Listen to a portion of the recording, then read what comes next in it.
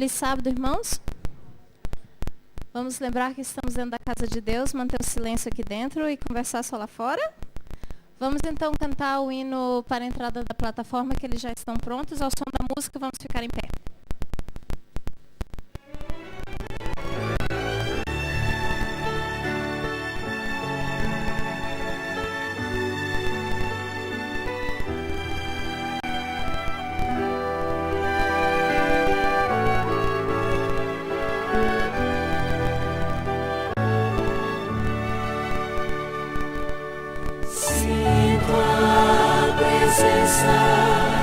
Senhor, neste lugar, seu poder e sua graça, seu amor,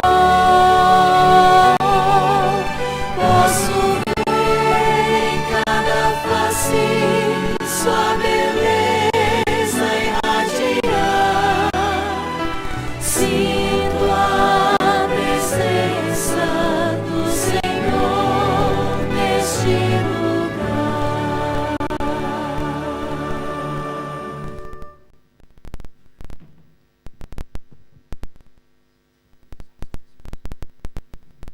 Querido amado Deus, nós te agradecemos, ó Pai, por esse sábado, te agradecemos, ó Pai, pelo privilégio de estarmos aqui. Te pedimos que o Teu Santo Espírito esteja conosco ao abrirmos a Tua palavra e ao te adorarmos. Perdoa os nossos pecados. Amém.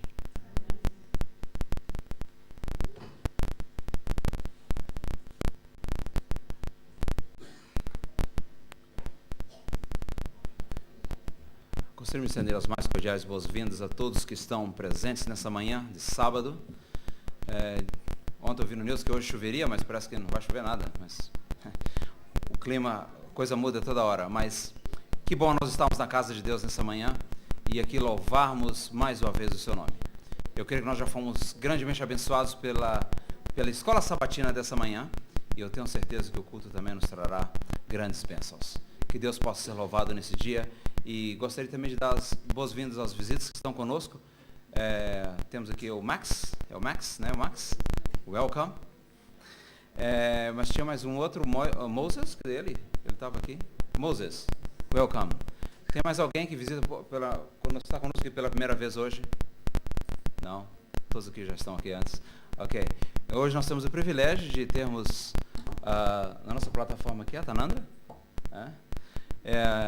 E temos também como nosso pregador essa manhã o famoso Dadá, Odailson Fialho.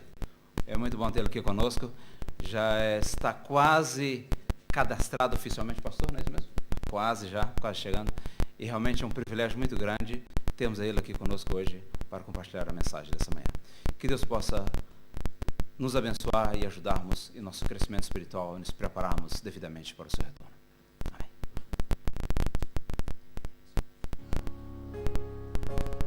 Deixai vir a mim os pequeninos. Vinde a Jesus, vinde a Jesus. Deixai vir a mim os pequeninos. Os pequenos é o reino dos céus. Vinde a Jesus. Vinde a Jesus. Vinde a Jesus.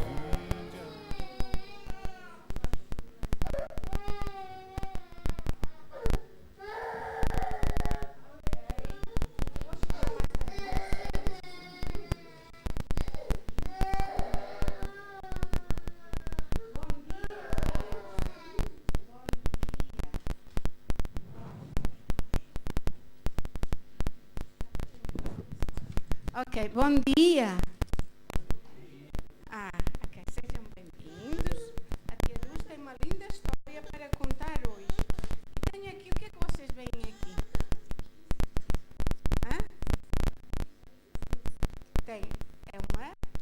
É duas caras. Uma alegre, outra triste. Eu vou dar um para cada um, ok? Mas vamos ficar com a alegre.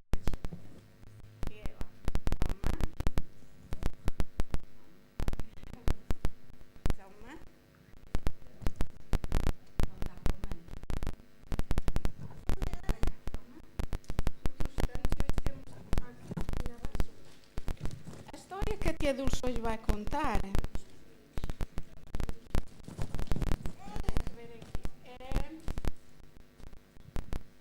como fazer o bem. Diz que o fazer o bem alegra o coração de Deus. É lindo, não é?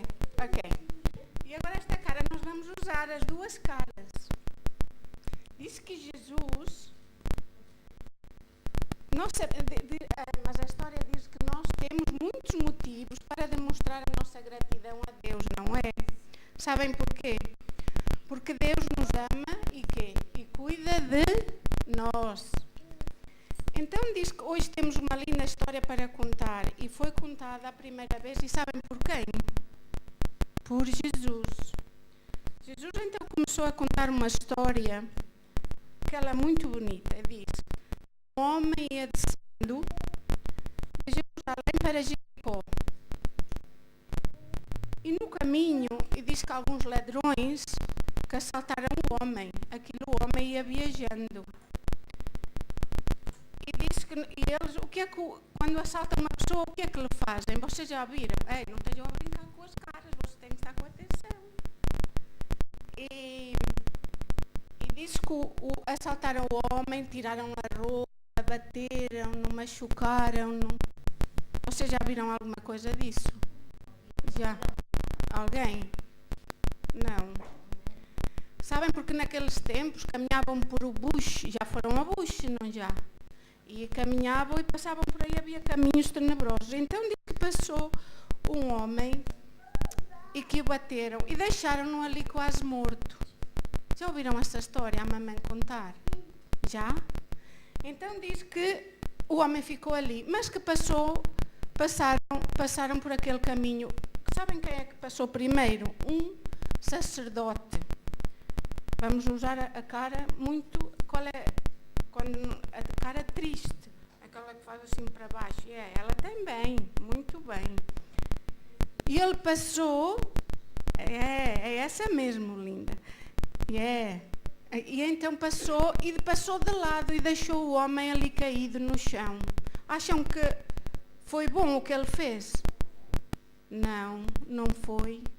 Foi muito, muito triste.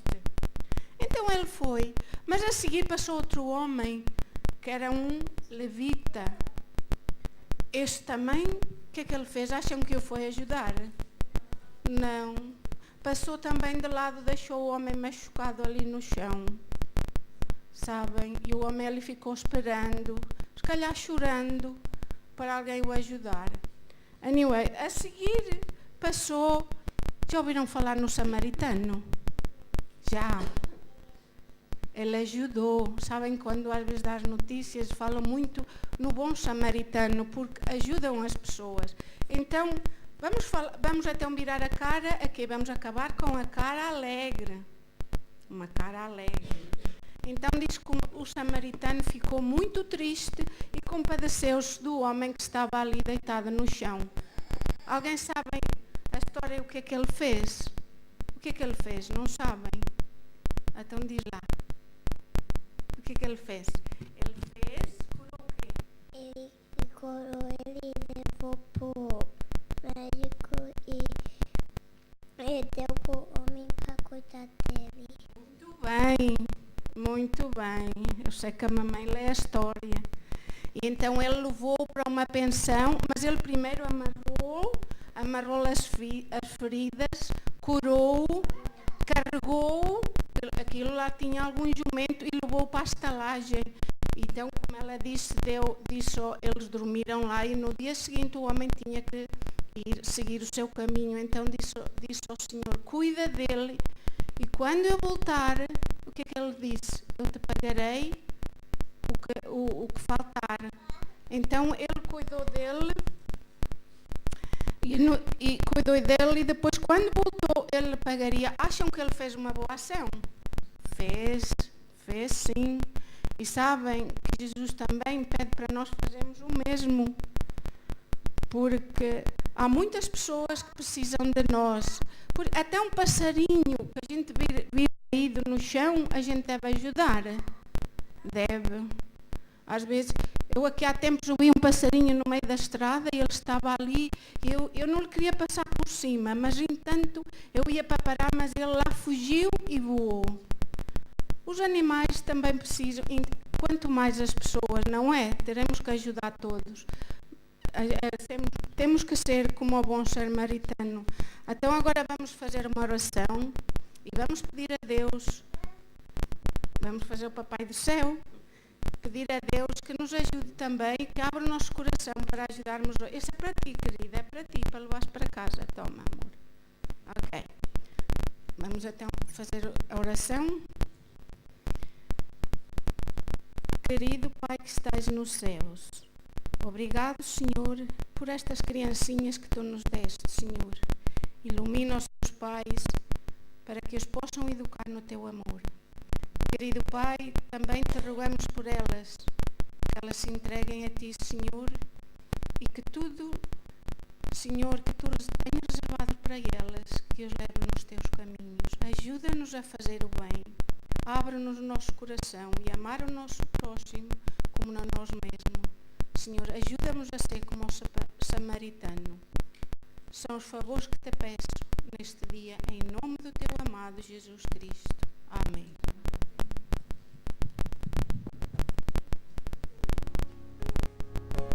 Deixai vir a mim os pequeninos. Vinde a Jesus, vinde a Jesus. Deixai vir a mim os pequeninos.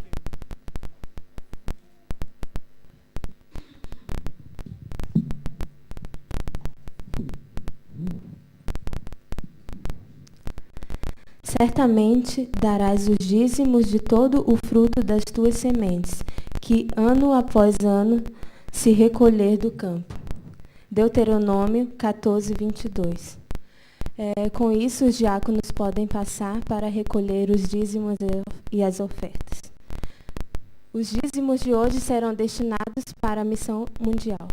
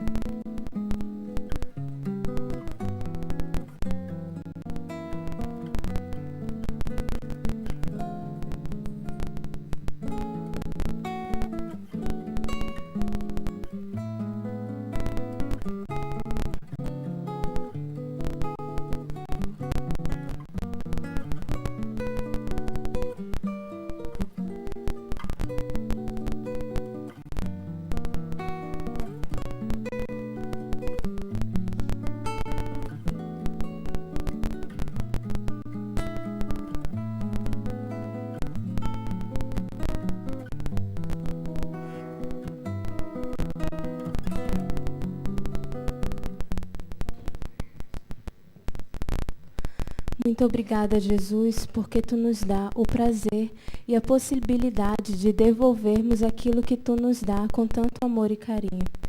Fica com cada um de nós, com esses dízimos e essas ofertas. Que nós possamos entender que tudo isso é feito para que a Tua obra seja pregada a todo mundo. Nos perdoe e nos guarde. São essas bênçãos que Te pedimos, em nome de Jesus. Amém.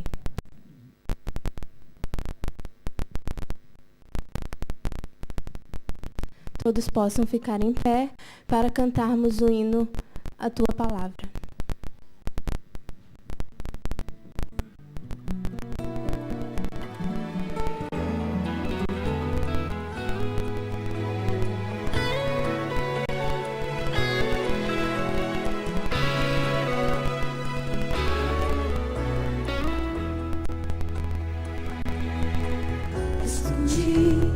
Tua palavra no meu coração, pra não pecar contra ti.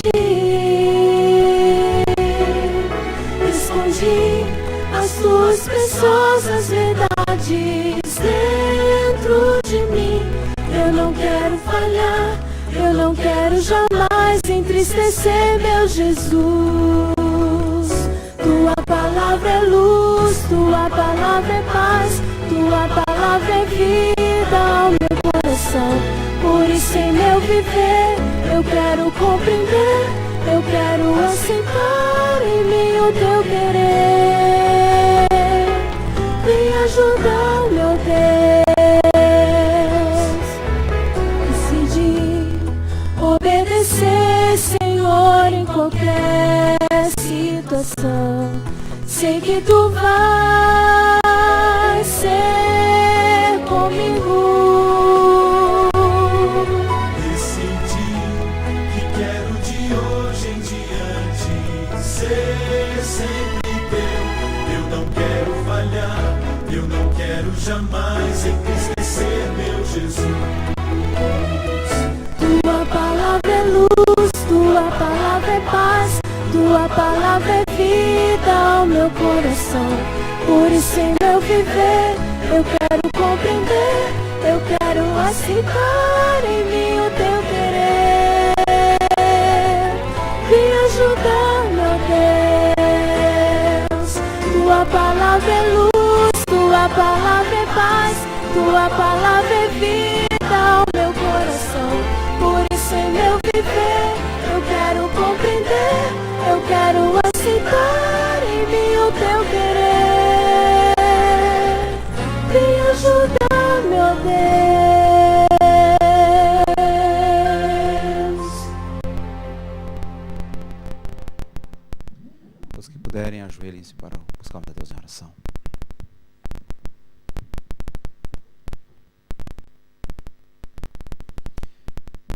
Querido Pai, querido Deus, quero nesse momento, Senhor, pedir para que nos ajude, Senhor. Que a Tua palavra possa ser viva em nosso coração, em nossa vida.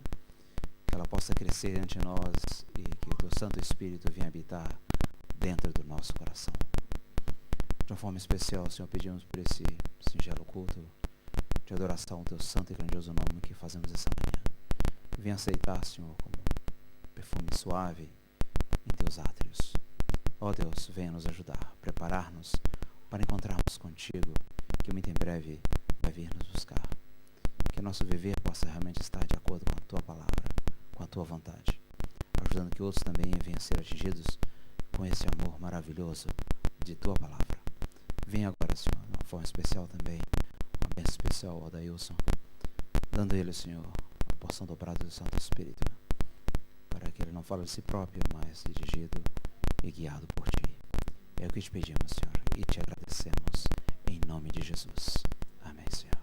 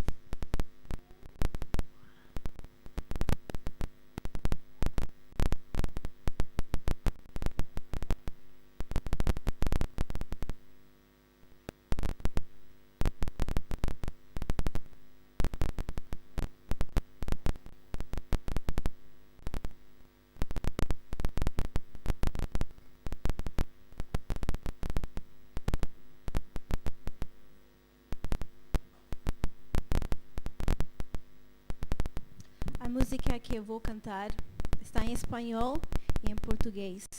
E fala sobre como Jesus tomou o nosso lugar. E como nós temos de agradecer a Deus todos os dias por isso.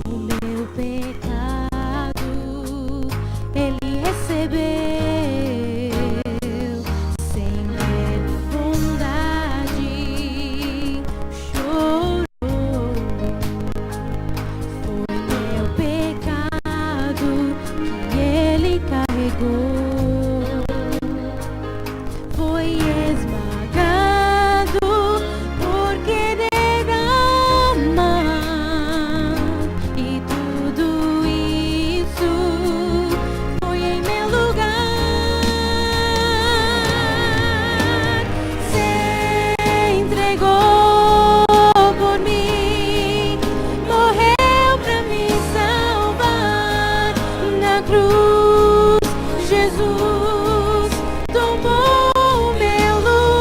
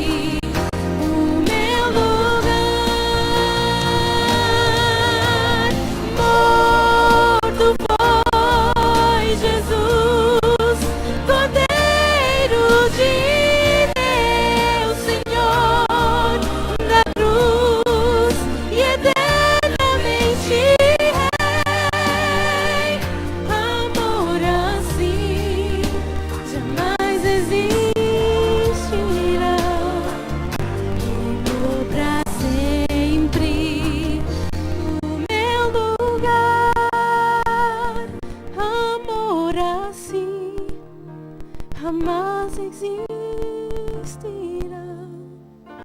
Tomó por siempre nuestro lugar.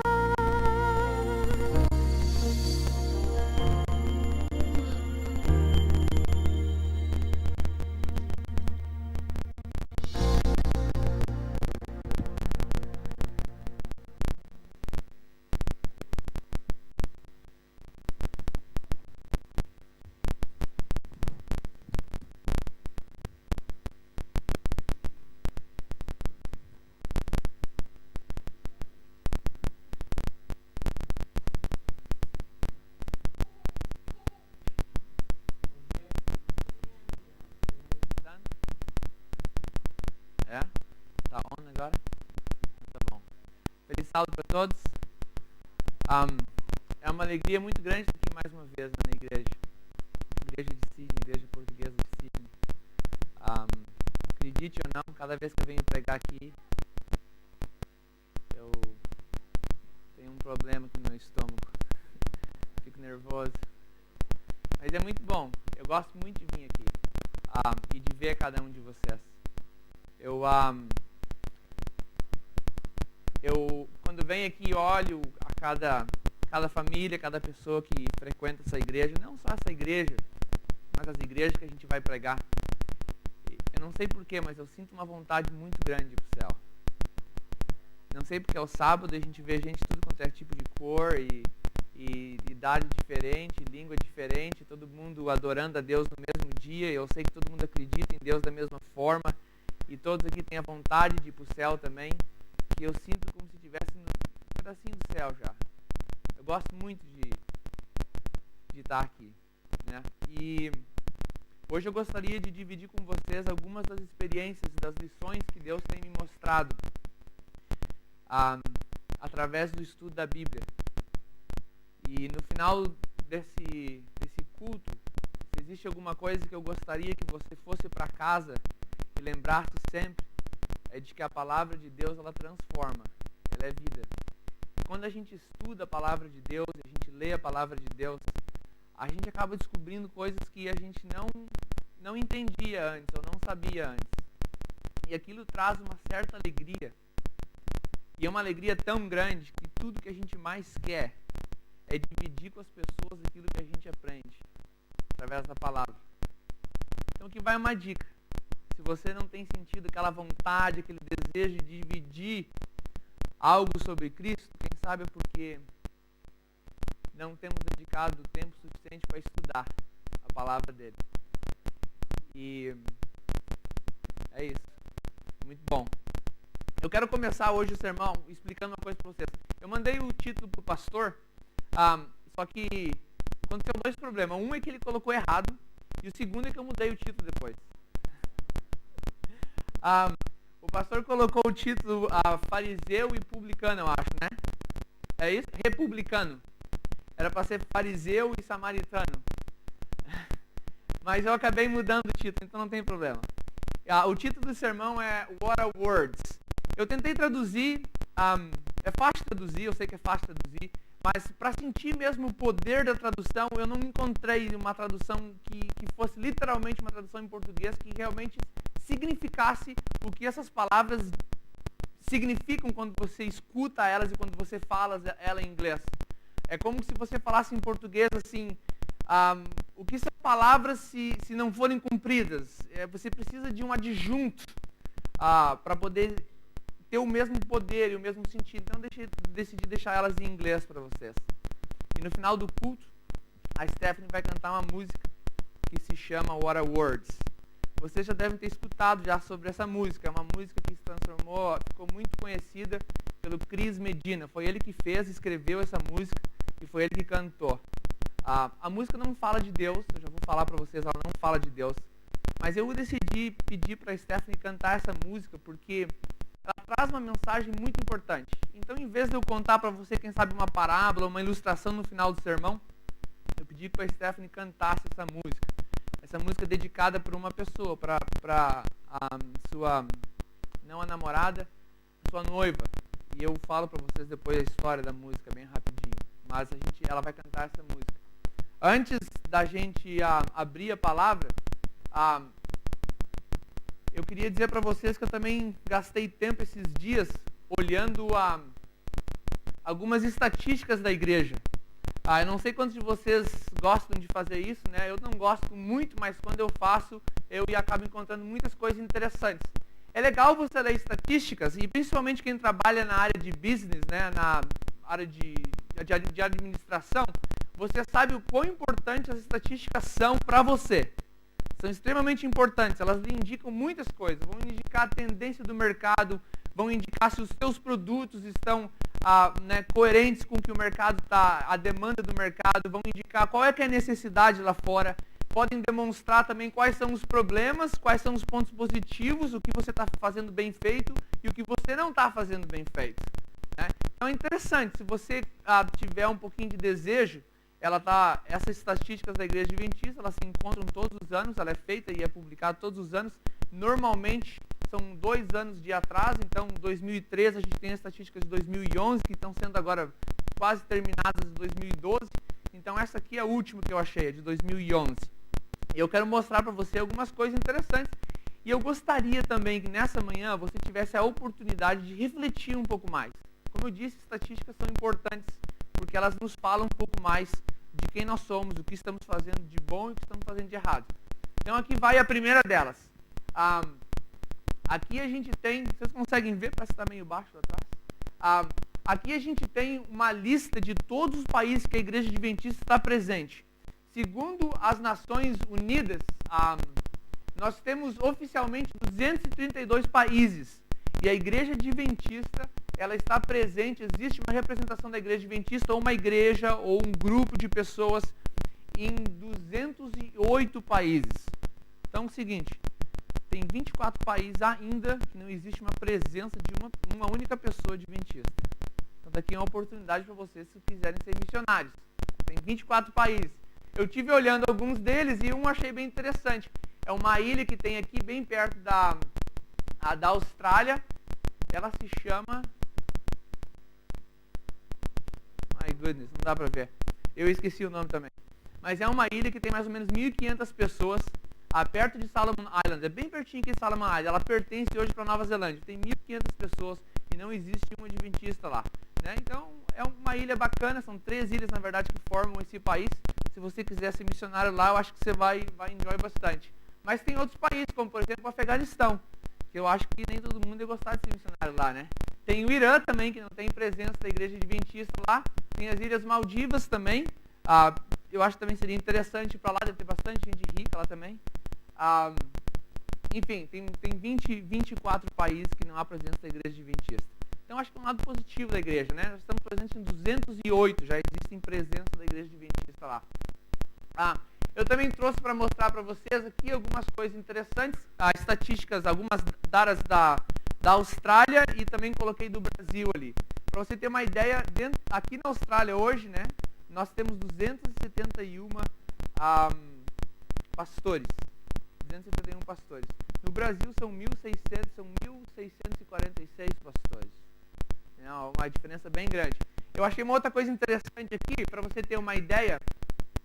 A cada 1 milhão de pessoas aqui na Austrália, existem 2.501 adventistas. No Brasil, para cada 1 milhão de habitantes, existem 6.660 adventistas. Em Portugal, também trouxe aqui de Portugal.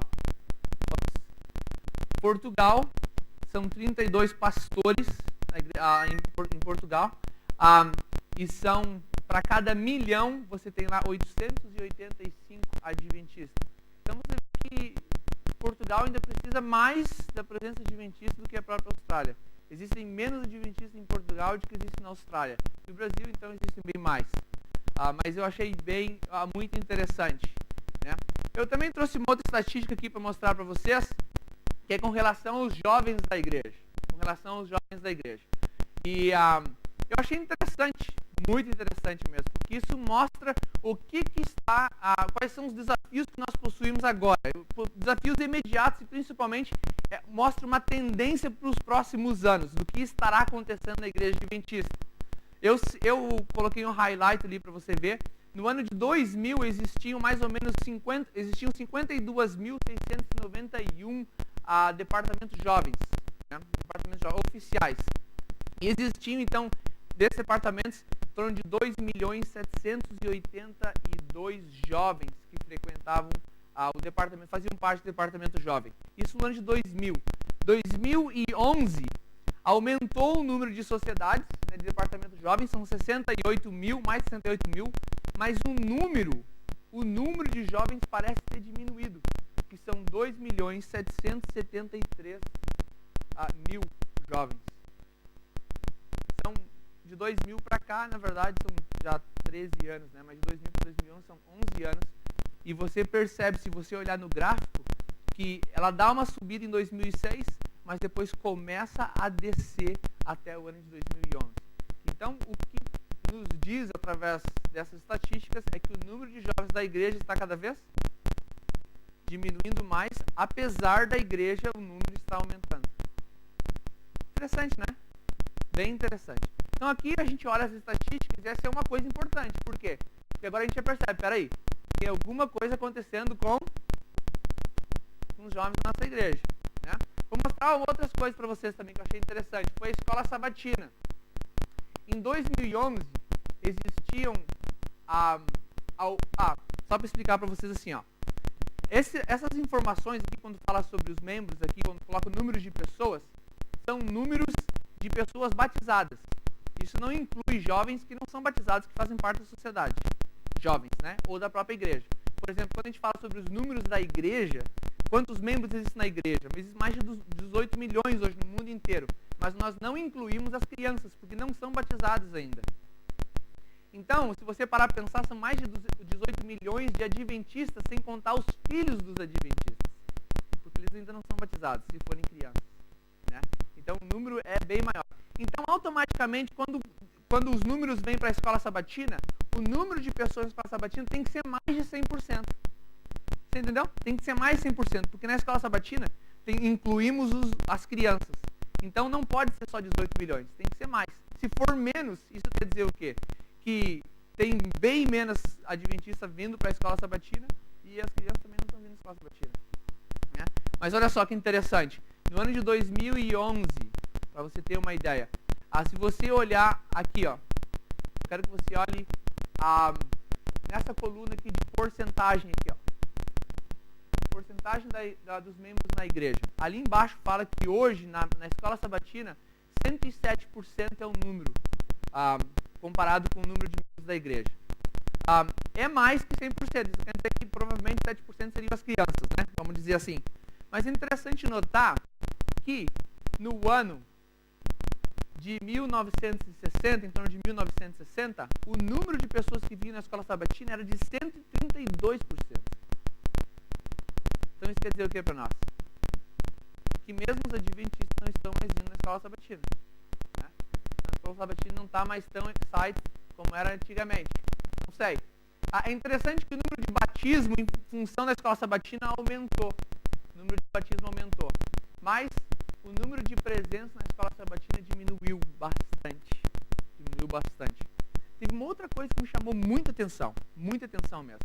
A igreja ela é dividida praticamente em 3 grandes ofertas. Uma delas é o local church, né? Toda aquela oferta que a gente dá aqui é oferta que a gente não coloca dentro do envelope, a gente dá. A maioria dessa oferta, ela fica ou para a igreja local, para manutenção da igreja, ou ela vai para a associação, para manutenção de algum programa da associação, das escolas e várias outras coisas. Cada sábado ela vai para um lugar diferente. Normalmente, uma vez por mês, ela fica na igreja. Os dízimos, todos eles vão para a associação, e esse dízimo, o dinheiro é só usado para pagar os pastores e a administração. Uma parte desse dinheiro vai para a união, uma parte desse dinheiro vai para a divisão, então, e uma outra parte menor ainda, é como se cada um desse o dízimo do dízimo, até chegar na associação geral, para que a igreja possa ser equilibrada na divisão dos dízimos, né? Mas é interessante. E existe a terceira oferta, que é uma das maiores fontes de income da igreja, que são as ofertas para a escola sabatina. As ofertas da escola sabatina têm como único objetivo pregar o evangelho. Ela é destinada para as missões. E é por isso que uma das coisas que a gente escuta todo sábado na escola sabatina é o quê? O Mission News, a carta missionária, né? porque todo o dinheiro da escola sabatina é para as missões. Olha que interessante. Eu achei isso muito interessante. Em torno de 1930, em comparação com o dízimo que era dado, a igreja chegava a dar, os membros chegavam a dar 30% do valor do dízimo, em comparação.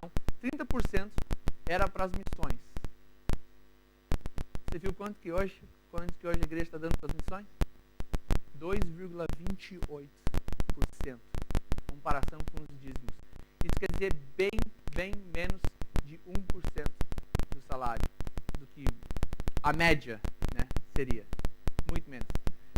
Eu achei outra coisa bem interessante aqui também. Ó. Vocês sabem qual que é a... Como se fala GDP em português mesmo? GDP?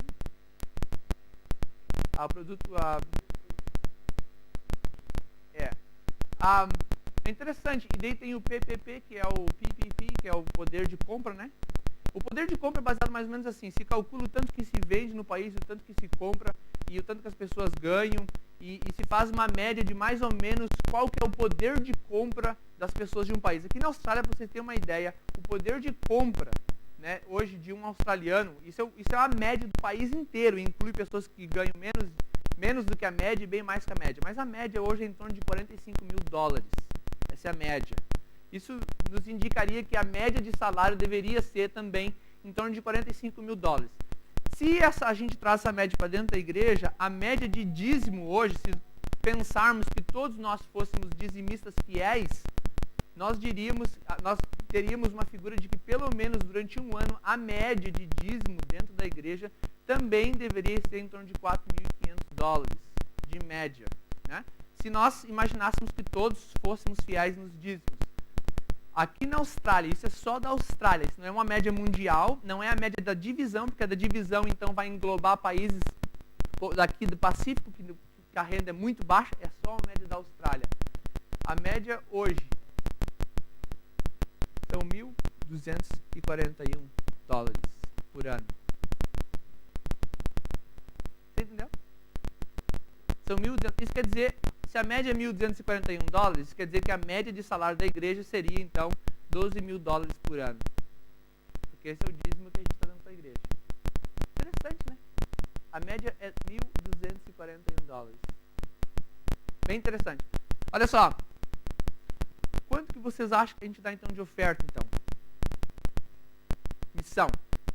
Segundo a média que a gente tem aqui da estatística da Austrália 2011, são 83 dólares por ano que nós damos para as missões, para a escola sabatina. Você acha pouco? Acha muito?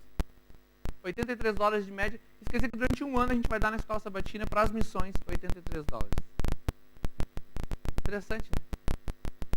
Bom, eu não quero mais falar sobre estatística agora. Mas quero que você lembre desses dados.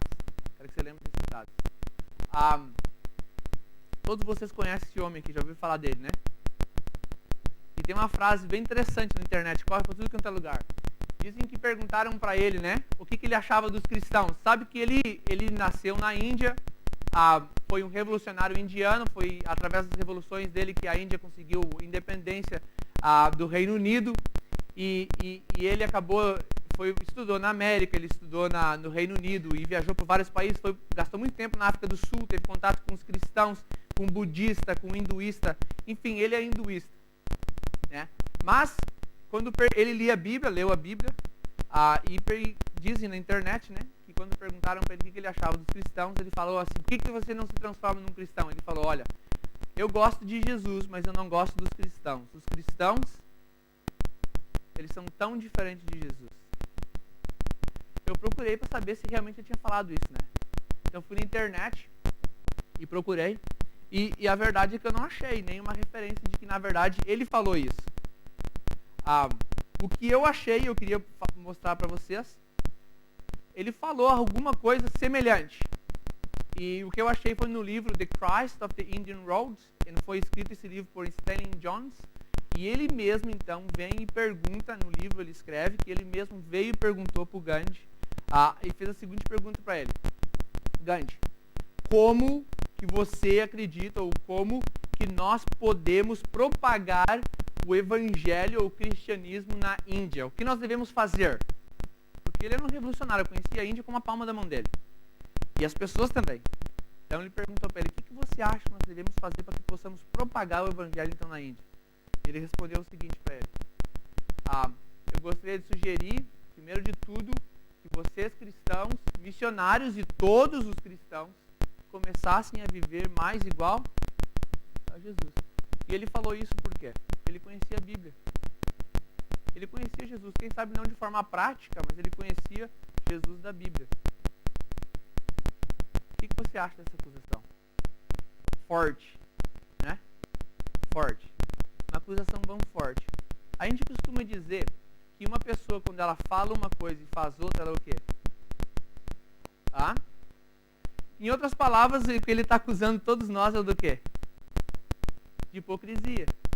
Está falando assim, olha, eu até me converteria no cristão, mas vocês são hipócritas. Sabe que a juventude, ela tem uma percepção bem aguçada. Ela tem uma percepção bem aguçada. E uma coisa que a juventude, não só a juventude, mas nenhum de nós suporta, é a tal da hipocrisia. Não é verdade? É a tal da hipocrisia. Porque uma pessoa hipócrita é uma pessoa que não tem ou não merece confiança. Em outras palavras, ela fala uma coisa e faz outra bem diferente. E essa é a acusação que estamos sendo acusados, então. Né?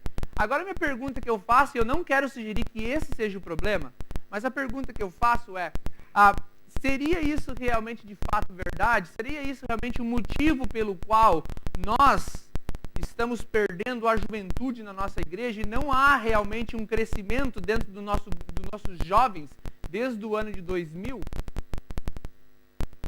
Se tu parar para pensar, a gente não só não está evangelizando mais para os jovens, como estamos perdendo o que temos. Porque durante 10 anos já era para ter entrado umas 2 gerações de jovens dentro da igreja. Se o número continua mesmo, é sinal que mesmo os filhos dos adventistas não estão mais ficando dentro da igreja, quando eles se tornam jovens. E poderia ser por causa da nossa hipocrisia? I don't know. Eu não tenho as respostas.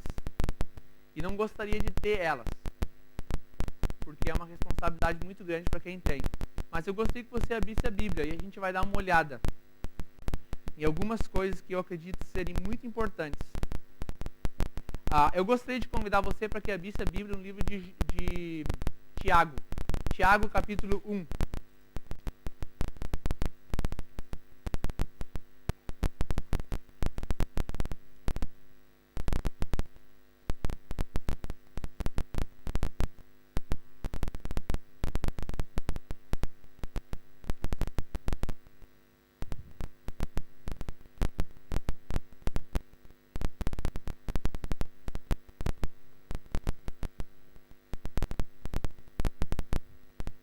Todo mundo já achou? Tiago, capítulo 1. Você sabe que, não sei se você já percebeu, mas existe uma aversão muito grande quanto à religião no mundo hoje, né? A gente não gosta de ser tratado como uma pessoa religiosa. Parece que religião não é uma coisa muito boa. Parece que religião se tornou uma coisa pejorativa. Não é verdade? Você sentiu isso já ou não? Ou é só eu que sinto isso? A gente prefere falar que é adventista, mas a gente não gosta de falar, não, eu sou religioso. Ou se alguém chama você de religioso, essa pessoa está sendo sarcástica ou ela está realmente, genuinamente me chamando de uma pessoa religiosa. Né? É interessante isso, porque quando a gente vai para a Bíblia, a gente encontra unicamente 4 vezes na Bíblia inteira que é usada a palavra religião. O que me parece é que mesmo no tempo de Jesus e no tempo dos discípulos, as pessoas não gostavam de usar a palavra religião, apesar de ser uma palavra muito mais antiga que o Novo Testamento. Mas não se usava, porque parece que também existia algum sentido pejorativo na ideia de religião. Mas Tiago aqui, e eu gostaria de lembrar uma coisa, Tiago foi o irmão de Jesus. Certo? Esse Tiago que escreveu esse livro aqui, ele foi o irmão de Jesus. Durante o ministério de Jesus, provavelmente ele não acreditou que Jesus era o Filho de Deus. Porque ele viveu com Jesus. Né? Eu te conheço. Você é o meu irmão, filho da minha mãe. A mesma mãe que eu sou filho. Né? Eu não sei, na verdade, se ele era o filho mais velho, se era o irmão mais velho ou o irmão mais novo. Se fosse o irmão mais velho, não era irmão de mãe dele, né? Seria de pai. E se fosse irmão mais novo, então seria irmão de mãe também. Mas é interessante que Tiago, ele viveu com Jesus. Ele viu Jesus nascer, né? E viu Jesus se criar e se transformar, né? Cumprir o ministério dele, viu Jesus provavelmente morrer também. E eu não sei porquê, mas eu acredito que um dos testemunhos mais fiéis de quem nós somos de verdade é dos nossos, nem tanto do nosso pai e da nossa mãe, mas mais dos nossos irmãos. O pai gosta muito da gente, né? Tanto o pai quanto a mãe. Às vezes eles podem até puxar o saco da gente um pouco. Mas um irmão ou uma irmã, o que eles pensam da gente, a gente devia escutar com bastante cuidado. Você não acha? Vocês não concordam comigo? Porque é uma pessoa que vive, que sabe quem você é de verdade. Você pode lá fora parecer uma coisa e ser uma outra coisa, ou falar, mas em casa ele te conhece. E te conhece muito bem. Ele, quem sabe, é o único que pode te desmascarar se você tem uma vida dupla. O irmão tem um testemunho muito forte, né? E aqui a gente tem Tiago. Tiago é o seguinte. Tiago está escrevendo aqui para os judeus, cristãos, convertidos. Eu já vou falar o verso, só no minuto, eu estou dando a explicação. Então ele está escrevendo essa carta que ela não é para uma igreja específica, mas essa carta que o interesse dele é que essa carta aqui se disparse, se espalhe e seja distribuída por todas as igrejas dos cristãos judeus em toda a diáspora, em toda a região, né? Da Roma, da Palestina, toda essa região onde tivesse cristão era para ser distribuída essa carta. Por isso que ele não colocou o nome de nenhuma igreja. E ele está vivendo num momento que ele percebe que alguma coisa não está muito certa. E a gente vai ver agora que um dos problemas é que ele percebe que a gente fala uma coisa e faz outra, como cristão. Então, se você está achando que esse é um problema da nossa igreja atual, não fique tão preocupado, porque isso já é um problema de muito tempo atrás. E ele fala aqui no versículo capítulo 1, versículo 25. Ele fala assim, mas aquele que considera atentamente a lei perfeita, a lei da liberdade, e nela persevera, não sendo ouvinte negligente, mas operoso praticante, esse será bem-aventurado no que fizer, no que realizar. Versículo 26 ele fala assim, se alguém supor ser religioso, deixando de refrear a língua, mas enganando o próprio coração, a sua religião é vã. Esse aqui não é o meu verso ainda, não é esse aqui que eu estou procurando, mas eu vou parar aqui só para fazer um comentário. Aí ele fala assim, olha, se você pressupõe ser uma pessoa cristã, religiosa, e não cuida com o que você fala, a tua religião é vã. Ele não está falando aqui de falar palavrão, de xingar as pessoas. Ele está falando aqui de modo geral. E se você ler toda a carta dele aqui, uma das maiores preocupações dele é a tal da fofoca. E de julgarmos uns aos outros. Interessante.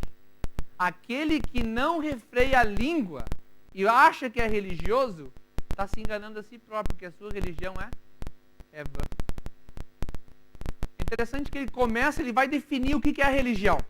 Mas ele primeiro vai falar para você o que não é religião. Isso é o que não é a religião. Religião não é, ou não faz parte de religião, uma pessoa religiosa, alguém que não cuida da língua, com o que fala, ou com o que julga das outras pessoas. Mas aqui vai a definição de Tiago, do que é religião. No versículo 27, ele fala assim, a religião pura e sem mácula, para com nosso Deus e Pai, é esta. Ele agora fala duas coisas. A primeira delas, visitar os órfãos e as viúvas nas suas tribulações, e a si mesmo guardar-se incontaminado do mundo. Essa é a religião verdadeira e pura que ele fala, diante de Deus o Pai. Que você faça o quê? Duas coisas. Uma delas, o que é? Visitar as viúvas e os órfãos, cuidar deles. E a segunda, se manter incontaminado do mundo. Isso é a religião verdadeira, ele diz. Essa é a religião verdadeira. É interessante. Vocês sabem que Efésios foi uma igreja muito fiel para Deus. Quando nós lemos o livro de Apocalipse, a gente entende que Efésios representa a primeira era cristã. Não é verdade? Vocês sabem disso? Já ouviram falarem disso? Que Efésios representa aquela primeira era da igreja cristã. Aqueles primeiros anos onde a mensagem do evangelho foi pregada e as pessoas ouviram de Jesus pela primeira vez e aceitaram Jesus. E quando eles aceitaram Jesus, dentro deles brotou um amor tão grande, tão forte, que no livro de Efésios, quando a gente já lê no livro de Apocalipse, eu queria que você folhasse a sua Bíblia, algumas páginas, logo depois. Passa Pedro, João, Apocalipse, capítulo 2. Apocalipse, capítulo 2.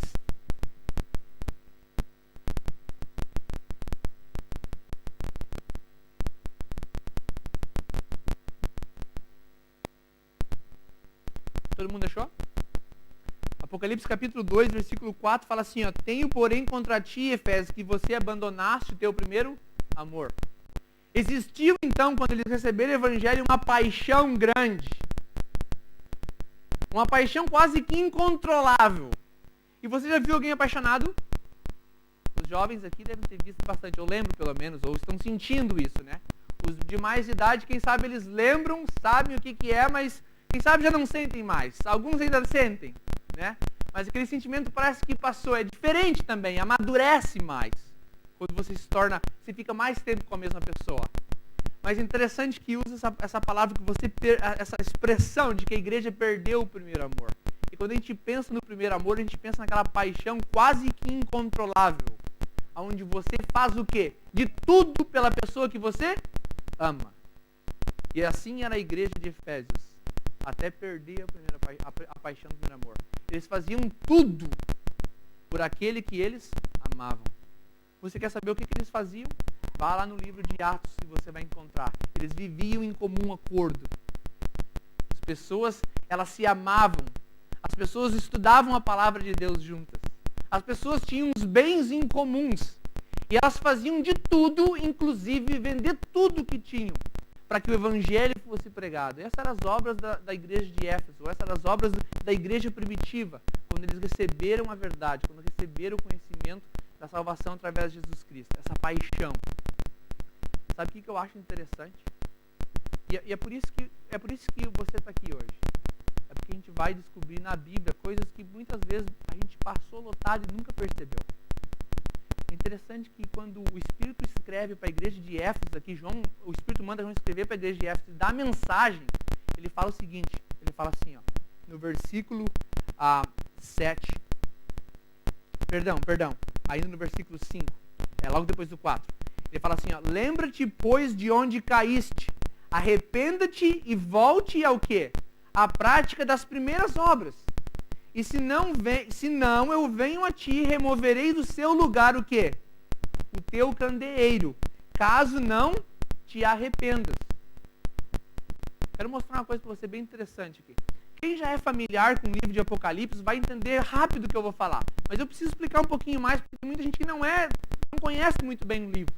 Mas no primeiro capítulo do livro, quando João começa a receber uma visão de Deus, ele vê uma visão do santuário. E quando ele ouve uma voz chamando a atenção dele, ele se vira para ver quem é que fala. E ele vê então um castiçal com 7 lâmpadas. É isso? E no meio então daquelas lâmpadas ele vê quem? Um como o Filho do Homem, que quando a gente lê, a gente percebe que é Jesus Cristo em pessoa. E no final do capítulo, Jesus fala que aqueles 7 candeeiros representam as 7 igrejas. Aqui agora no livro, na carta para a igreja de Efésios, o Espírito diz para João escrever o seguinte: eu conheço as tuas obras, você perdeu o primeiro amor. Arrependa-te e volta-te a praticar as tuas primeiras obras. Porque se você não voltar a praticar as primeiras obras, o que eu vou fazer? Eu vou remover a tua lâmpada. Vocês estudaram sobre o santuário o semestre inteiro, vocês estão vendo que existe um castiçal lá. E aquilo é uma representação do cuidado de Deus pela sua igreja. Deus está cuidando, Deus está protegendo, está mantendo aquilo ali seguro e preparando para o dia da sua volta, para que ele possa colocar essas 7 igrejas que simbolizam os cristãos de todas as épocas, de todo o mundo, que entregue eles preparados para o Pai, para que possam fazer parte do reino de Deus. Mas aqui ele faz uma demonstração. Eu quero te dizer uma coisa, se você não voltar a praticar as primeiras obras, o que eu vou fazer com você? Eu vou remover você desse candeeiro. Essa é a mensagem de Jesus mesmo aqui para a igreja. E a gente pergunta, como é que Deus, um Deus de amor, um Deus bondoso, vai remover uma das suas igrejas? Os castiçais são 7, como é que ele vai remover uma? Vai ficar só 6. É interessante. Eu estava estudando o livro de Apocalipse, esse semestre estava dando um seminário na igreja. Eu encontrei muitas coisas que me chamou muita atenção. Cada vez que eu encontrava uma dessas pérolas, eu ficava tão feliz, tão entusiasmado, que tudo que eu mais queria era ir rápido para a igreja para poder ter a classe bíblica lá com as outras pessoas, para a gente poder discutir. E uma das coisas que eu encontrei foi o seguinte: quero que você continue folheando e vá até o capítulo 11. Vá até o capítulo 11, livro de Apocalipse. Vá até o capítulo 11 do livro de Apocalipse. Você está lá já?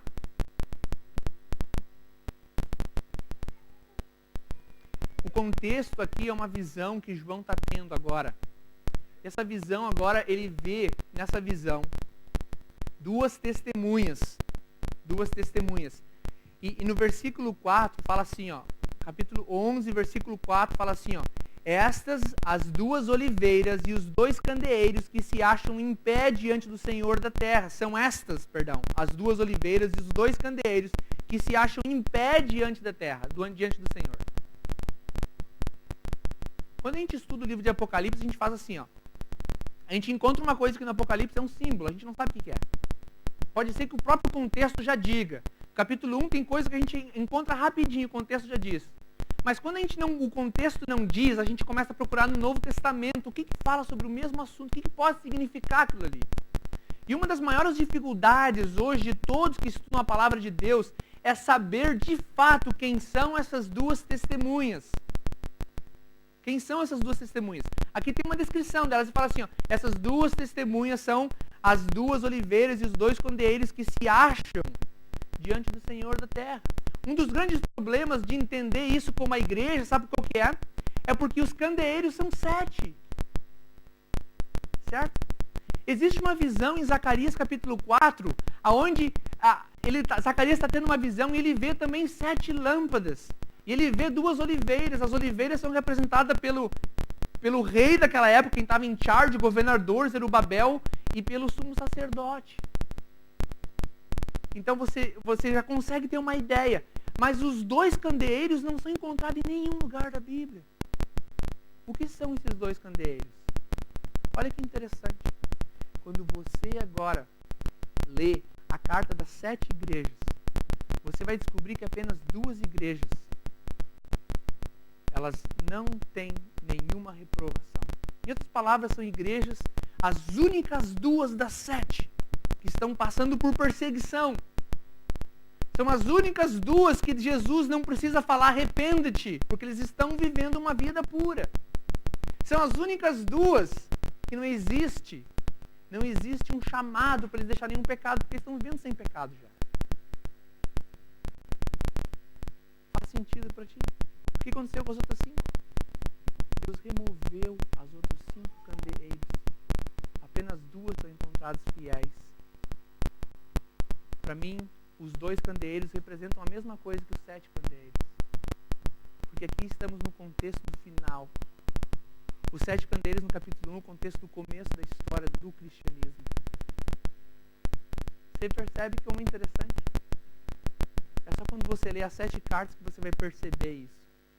Que apenas 2 igrejas são fiéis. Deus removeu as outras 5 porque elas não se arrependeram. Não se arrependeram. Não voltaram à prática das primeiras obras. Muito interessante. Eu quero que você volte agora para James, para Tiago. Tiago capítulo 1 ainda. Volte para Tiago capítulo 1. Eu queria mostrar isso para vocês. Isso me deixou muito excited quando eu percebi isso na Bíblia. No capítulo 27, no versículo 27, Tiago fala, essa religião pura é visitar os órfãos e as viúvas nas suas tribulações, e assim mesmo guardar-se incontaminado do mundo. Incontaminado do mundo. Vocês sabiam que o livro de Tiago é um livro que para Martinho Lutero não devia estar na Bíblia? Você sabia disso? Martinho Lutero, quando começou a entender sobre justificação pela fé, ele leu o livro de Tiago e ele lê aqui, eu quero mostrar para vocês o versículo que ele leu, ele falou, não, esse livro não é, esse livro é um livro apócrifo. É no capítulo 2. Capítulo 2, versículo 24, ele fala assim, verificais que a pessoa é justificada por obras e não por fé somente. E Tiago falou, esse livro não é de Deus. Esse livro é um livro apócrifo. Não pode ser. E eu tenho estudado esse livro e eu tenho encontrado dezenas de razões para acreditar que esse livro não é um livro apócrifo, mas foi inspirado pelo Espírito Santo. Mais do que isso, eu tenho quase certeza que esse livro realmente foi escrito pelo próprio irmão de Jesus Cristo. Sabe por quê? O sermão mais importante que foi pregado nessa terra até o dia de hoje é o Sermão da Montanha. Quando você começa a estudar o Sermão da Montanha, que foi o sermão pregado por Jesus Cristo, e você compara o Sermão da Montanha com o livro de Tiago, você vai ficar abismado com tanta referência que existe entre um e outro. Você vai ficar abismado. Quando você olha o capítulo 1, eu queria que você lesse agora o versículo 22. Capítulo 1, versículo 22, ele fala assim, o Tiago fala assim, ó, um pouquinho antes de entrar em contexto do que é a religião verdadeira, ele fala, tornai-vos, pois, praticantes da palavra e não somente ouvintes, enganando-vos a vós mesmos. Alguma semelhança com o que Gandhi estava acusando a gente? Tornai-vos, pois, praticantes da palavra e não ouvintes somente, enganando-vos a vós mesmos. Interessante ele fala isso. No versículo 23 ele fala, porque se alguém é ouvinte da palavra e não pratica, ele é igual a um homem que se contempla no espelho e vê o seu rosto natural. E depois, no versículo 24, quando ele se retira, ele logo se esquece da sua aparência. Então, o contexto do que é a religião verdadeira aqui é dada por Tiago da seguinte forma. Tudo aquilo que você lê na palavra, tudo aquilo que você aprender na palavra, se você praticar, você vai ser abençoado. Se você praticar, você vai possuir a religião verdadeira. Se você praticar o que está na palavra, você vai cuidar dos pobres, das viúvas, e você vai permanecer incontaminado com o mundo. Mas se você simplesmente for um ouvinte da palavra, você se torna... Ele fala? Versículo 22. Tornar-vos praticante da palavra e não somente ouvinte, porque senão você se engana a você mesmo. Engana você mesmo. Vá comigo no livro de Mateus e olha o que Jesus fala no Sermão da Montanha. Olha o que ele fala no Sermão da Montanha. No livro de Mateus, o capítulo 6. Livro de Mateus, o capítulo 6.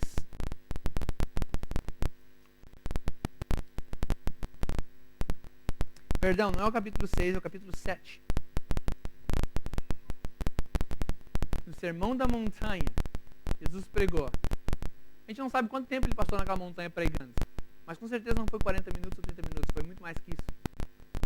E durante o tempo que ele pregou, ele falou muitas e muitas coisas. E olha, se você realmente tem prazer em estudar a palavra de Deus, estude esse sermão para você ver como é interessante. Me interessa muito mais, sabe por quê? Porque não foi Paulo que escreveu, inspirado pelo Espírito Santo. Não foi João que escreveu, inspirado pelo Espírito Santo. Não foi Lucas que escreveu, inspirado pelo Espírito Santo. Não foi Paulo, não foi ninguém dos apóstolos, dos discípulos de Jesus. Mas foi o próprio Jesus mesmo que pregou esse sermão. Foi o próprio Jesus. E o que mais me chama a atenção no sermão de Jesus é o seguinte. Jesus se encontrou durante aquele dia, quase o dia inteiro, ensinando, explicando e pregando sobre o reino de Deus. No final, ele faz uma conclusão. Como todos nós, quando pregamos, a gente tem uma conclusão. E a conclusão, o objetivo da conclusão é mostrar pra gente, bom, você escutou tudo isso. Você aprendeu tantas coisas hoje. E aqui está o que eu quero que você faça. Com as lições que foram dadas para você hoje. Essa é a razão da conclusão. A gente resume tudo e fala, olha, esse aqui é o resumo. Se você é para esquecer de tudo que eu ensinei, não esqueça disso. E olha a conclusão do sermão de Jesus Cristo. Ele fala assim no versículo 24, 7 e 24. Ele faz uma analogia para concluir o sermão dele. Ele fala assim, ó. Todo aquele, pois, que ouve estas minhas palavras e a pratica, será comparado a um homem prudente que edificou uma casa sobre a rocha. E caiu a chuva, transbordaram os rios, sopraram os ventos e deram com ímpeto contra aquela casa. E que não caiu, porque foi edificada sobre a rocha. E todo aquele que ouve essas minhas palavras e não as pratica, será comparado a um homem insensato que edificou sua casa sobre areia. E caiu a chuva, transbordaram os rios, sopraram os ventos e deram com ímpeto contra aquela casa. E ela desabou, sendo grande a sua ruína. Você não encontra isso interessante? Jesus fala assim, olha, eu quero comparar você agora, na conclusão do meu sermão. Se você ouviu as minhas palavras, fez bem.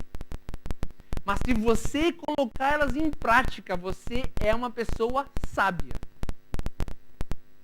Se você ouviu minhas palavras hoje, fez bem. Mas se você não colocar elas em prática, elas não valeram de nada. E você é um tolo. É muito forte. É muito forte a conclusão do Sermão da Montanha. E eu imagino que essa é, na verdade, a conclusão de todos os sermãos que nós pregamos. Quando é um sermão da palavra de Deus? Se nós ouvirmos a palavra de Deus, como James mesmo disse, e não a praticais, vocês estão se enganando a vocês mesmos. Você percebe como James, o Sermão da Montanha, que ele fala lá e o que Jesus fala aqui faz muito sentido? Você percebe? Quando você lê todo o sermão, e daí você agora quer saber, mas o que foi que Jesus ensinou? O que foi que Jesus ensinou que ele deseja que nós nos tornemos, então, praticantes do que ele ensinou? Jesus fala de muitas coisas aqui.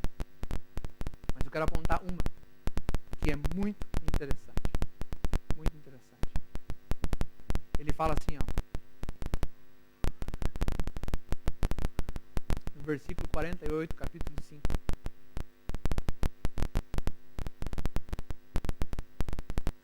Capítulo 5, versículo 48. Ele fala assim, ó. Portanto, sede vós perfeitos, como perfeito é o vosso Pai Celeste. Volta uma folha antes e olha o versículo 20. Olha o versículo 20 do capítulo 5. Ele fala assim, ó. Porque vos digo que a vossa justiça não excederem muito as dos escribas e fariseus, jamais entrareis no reino de Deus. Que ligação tem isso aqui que a gente está falando? Que ligação tem? Jesus fala assim, olha, os escribas, quando você lê os evangelhos, você vai perceber que ele fala isso. Ele fala, os escribas, eles sabem, e os fariseus sabem e conhecem a lei como a palma da mão deles.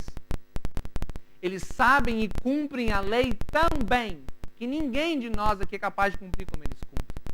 Mas eles não praticam o que eles sabem. Como que não praticam? Jesus vai e fala no Sermão da Montanha. Mais interessante, quando você vai no capítulo 23 do livro de Mateus, Jesus mesmo fala assim, ó, hipócritas são os fariseus, os escribas. Por que são hipócritas? Porque eles ensinam uma coisa, mas nem eles próprios podem encarregar ou fazer aquilo que ensinam. E a consequência disso é que eles não entram no reino de Deus. E também evitam que as outras pessoas entrem no reino de Deus. Por quê? Porque eles conhecem, porque eles sabem, mas porque não praticam. Não praticam. Em outras palavras, as palavras deles são vãs. Não tem valor. Não tem valor. Eles conhecem, eles pregam, Eles ensinam e eles falam, mas eles não vivem aquilo. E quando você pergunta para você, mas o que é viver o cristianismo? Tiago responde: viver o cristianismo de forma prática é cuidar dos pobres e visitar as viúvas e se manter incontaminado do mundo. É muito forte, é muito forte.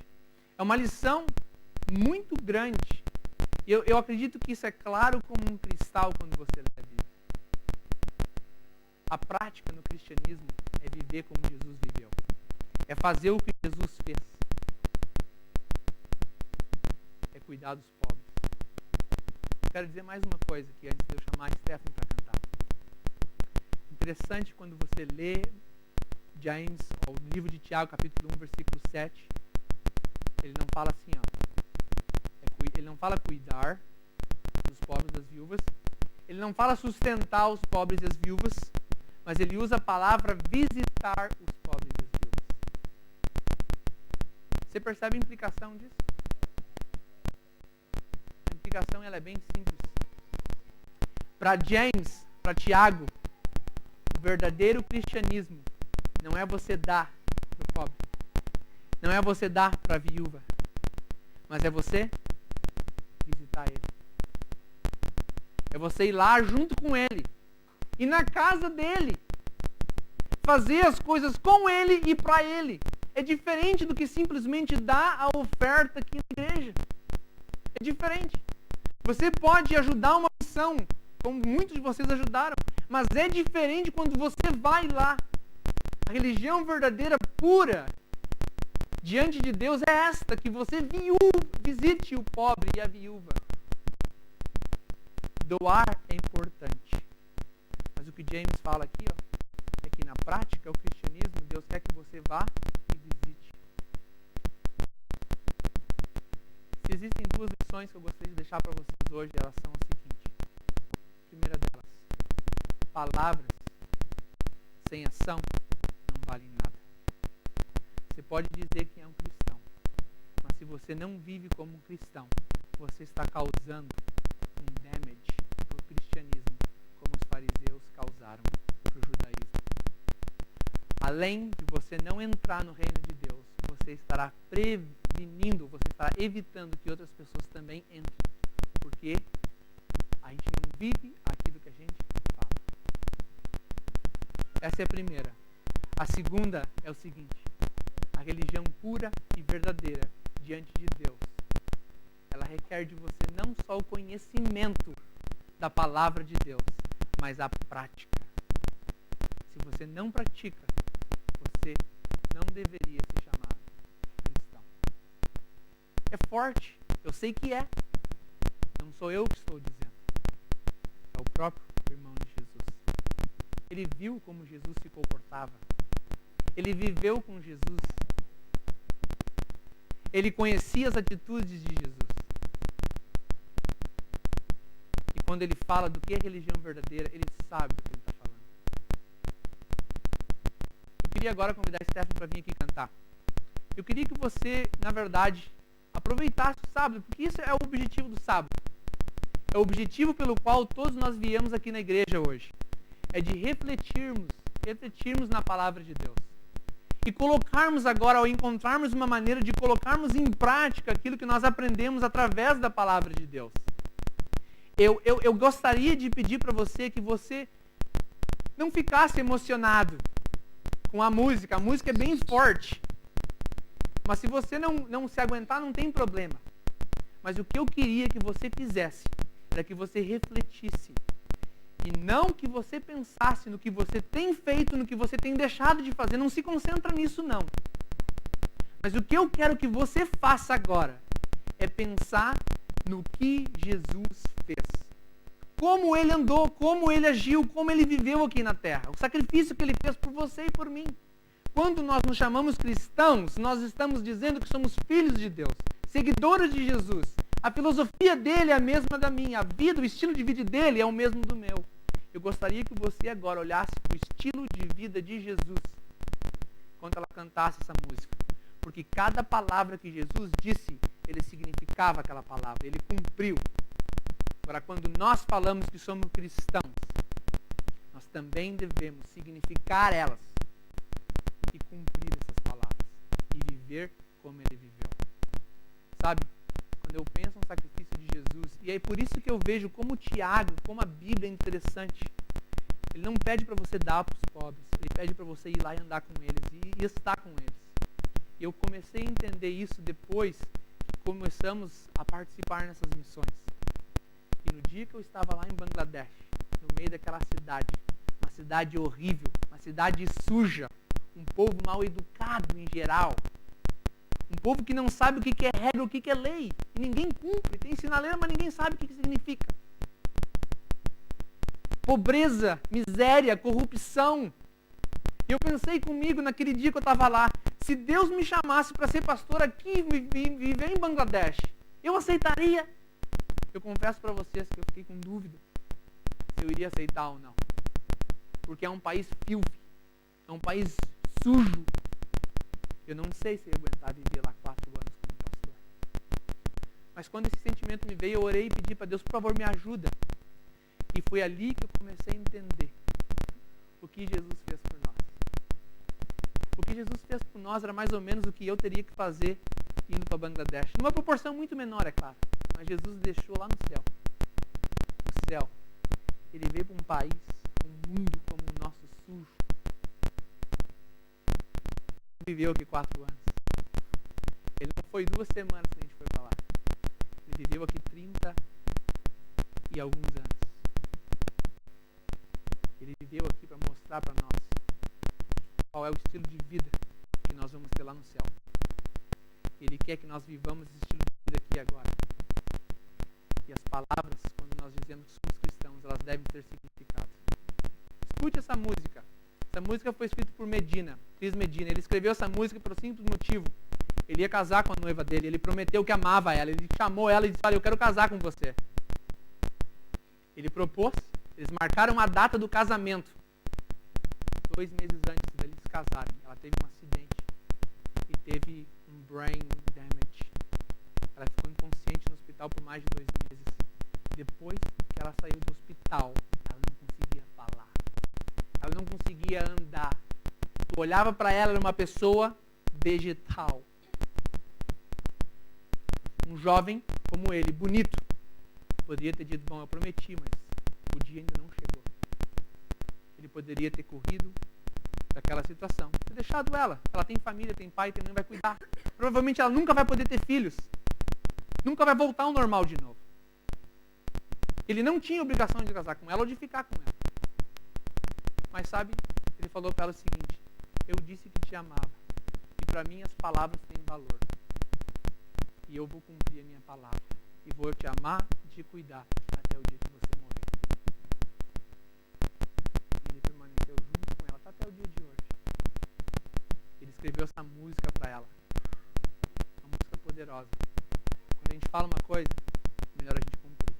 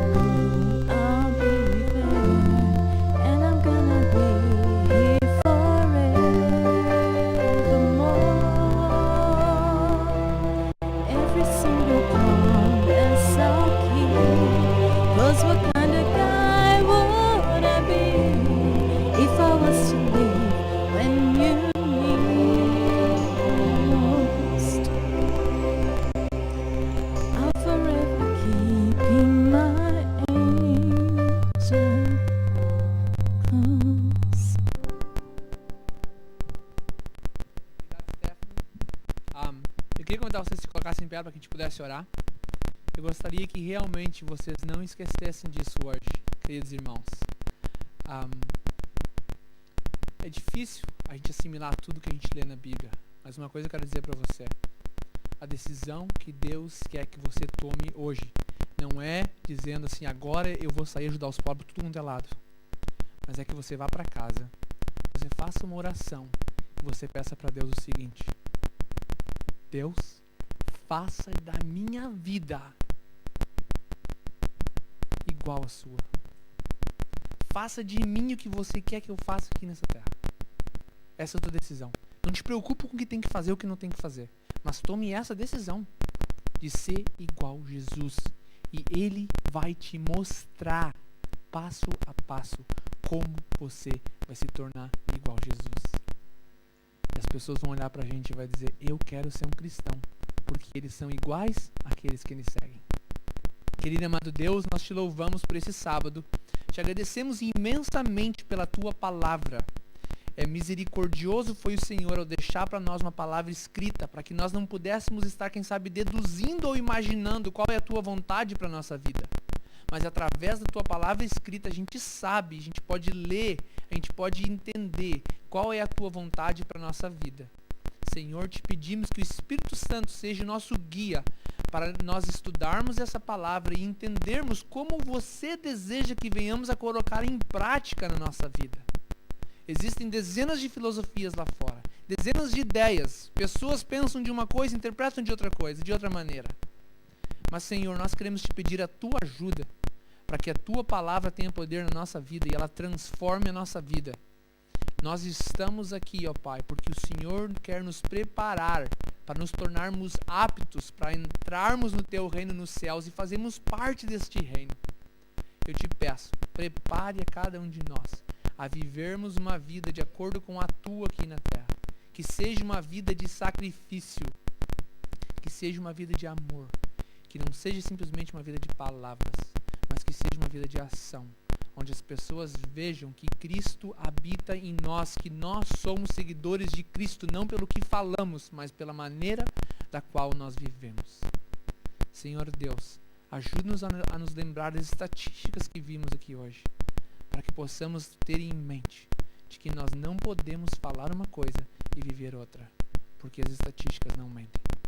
No teu santo nome eu te peço que o teu Espírito Santo esteja com cada um de nós, nos leve para casa e nos ajude a tomar essa decisão diariamente. No teu santo nome oramos. Amém.